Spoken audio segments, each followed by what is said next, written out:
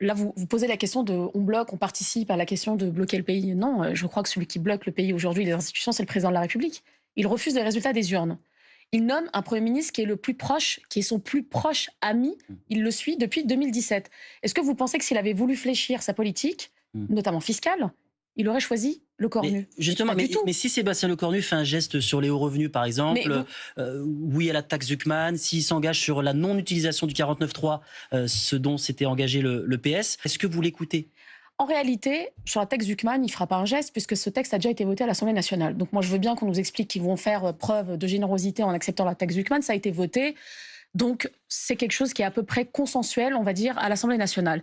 Sur la question de la non-utilisation du 49.3, Mmh. mais on n'y croit absolument pas. Enfin, très sincèrement, si le président de la République avait voulu entendre justement la proposition qui avait été faite, vous savez, la coutume est de dire la coalition qui arrive en tête gouverne. La coalition arrive en tête, c'est celle du Nouveau Front Populaire.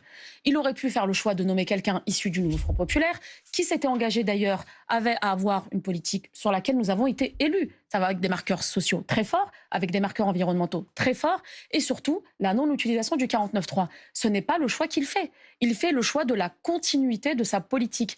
Donc il peut changer de méthode. Le problème, c'est pas la méthode. Le problème, c'est le fond de ce qu'il porte et le projet politique. Or, les Français n'en veulent plus. Ils ne veulent pas de la politique d'Emmanuel Macron et ils ont fait massivement barrage à l'extrême droite. Alors moi, je peux tout entendre, mais ce qui s'est passé quand même le 7 juillet dernier, parce qu'on n'arrête pas de nous dire un tiers, un tiers, un tiers. Non, c'est pas un tiers, un tiers, un tiers. C'est un tiers, effectivement, du NFP, un tiers du Rassemblement national, et puis un bloc au centre qui a été élu des deux côtés Mmh. d'ailleurs, grâce au barrage républicain. Donc c'est plutôt deux tiers contre l'extrême droite.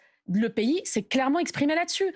Donc maintenant, on nous explique que le Cornu arriverait avec des propositions de méthodes Et différentes, un changement de méthode. mais on n'y croit Du absolument côté pas. du RN